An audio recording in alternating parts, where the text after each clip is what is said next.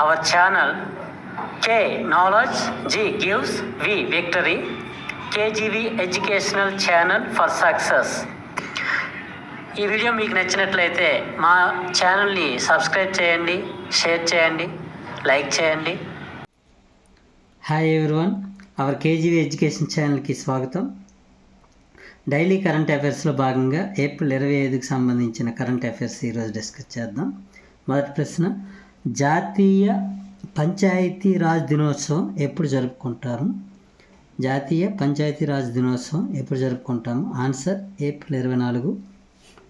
Note, 73వ రాజ్యాంగ సవరణ ద్వారా గ్రామంలో సర్వతోముఖాభివృద్ధికి తోడ్పడే విధంగా ఈ దినోత్సవం జరుపుకుంటాము. రెండవ ప్రశ్న, మహిళల రాజకీయ సాధికారిత దినోత్సవం ఏ రోజు జరుపుకుంటాము? మహిళల రాజకీయ సాధికారిత దినోత్సవం ఏ రోజు జరుపుకుంటాము? Answer April 24.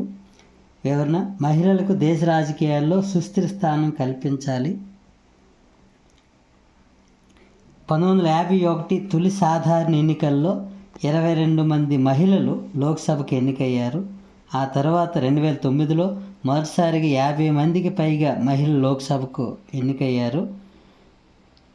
మొన్న జరిగిన 2019లో జరిగిన లోక్సభ ఎన్నికల్లో 78 మంది మహిళలు లోక్సభకు ఎన్నికయ్యారు. నెక్స్ట్, మూడవ ప్రశ్న, KISS హ్యుమానిటేరియన్ అవార్డ్ 2021కి గాను ఇటీవల ఎవరు అందుకున్నారు? కిస్ హ్యుమానిటేరియన్ అవార్డ్ 2021కి గాను ఇటీవల ఎవరు అందుకున్నారు? ఆన్సర్ రతన్ టాటా.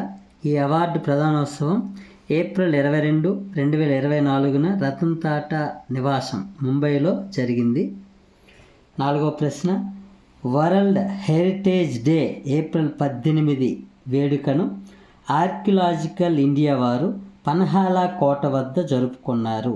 ఈ కోట ఏ రాష్ట్రంలో ఉంది?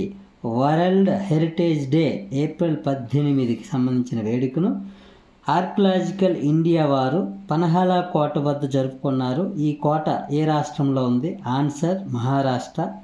ఐదవ ప్రశ్న, 2024 సంవత్సరంలో డెంగీ వ్యాధి కారణంగా 1600కి పైగా మరణించినట్లు ఏ దేశం ప్రకటించింది?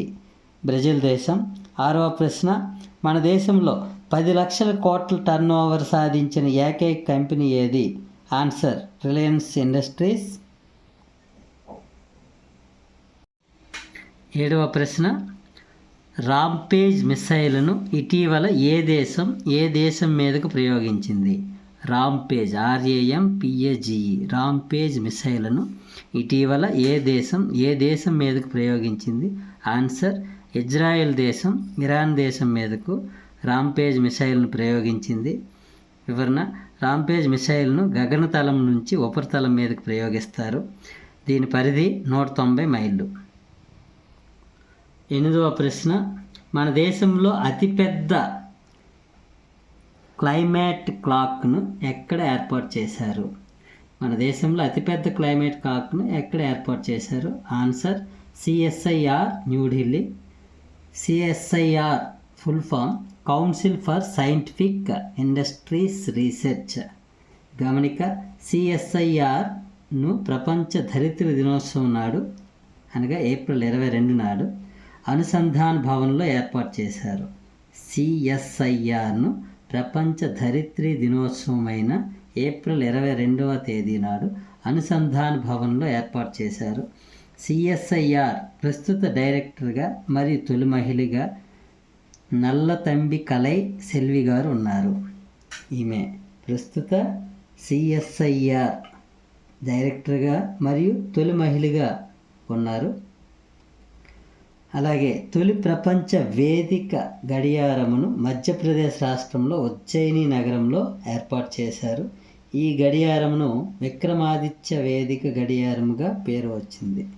ఈ గడియారానికి విక్రమాదిత్య వేదిక గడియారముగా పేరు వచ్చింది.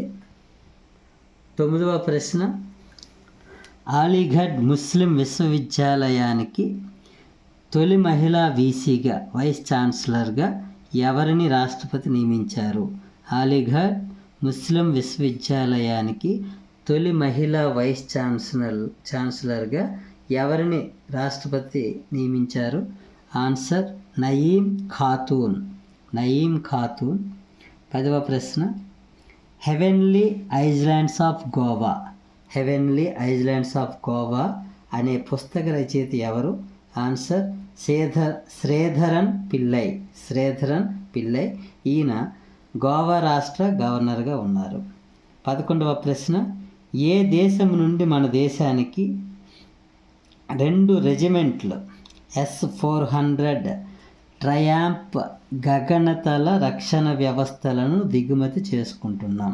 ఇటీవల ఏ దేశం నుండి మన భారతదేశానికి 2 రెజిమెంట్ల S-400 ట్రయాంప్ గగనతల రక్షణ వ్యవస్థలను దిగుమతి చేసుకుంటున్నాం?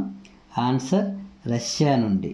ఈ 2 రెజిమెంట్స్ కూడా వచ్చే ఏడాది నాటికి మన దేశానికి అందే అవకాశం ఉంది. 12వ ప్రశ్న, మన దేశంలోనే అత్యంత తేలికపాటి తోటా రక్షణ కవచాన్ని ఎవరు రూపొందించారు? మన దేశంలోనే అత్యంత తేలికపాటి తోటా రక్షణ కవచాన్ని ఎవరు రూపొందించారు? Answer DRDO. ఓకే గాయస్, ఈరోజు సంబంధించిన డైలీ కరెంట్ అఫైర్స్ని మనం డిస్కస్ చేసుకున్నాం. ఈ వీడియో మీకు నచ్చినట్లయితే లైక్ చేయండి, అందరికి షేర్ చేయండి. మన ఛానల్ ఇంకా ఎవరైనా సబ్స్క్రైబ్ చేసుకోకపోతే సబ్స్క్రైబ్ చేయండి. Okay, thank you.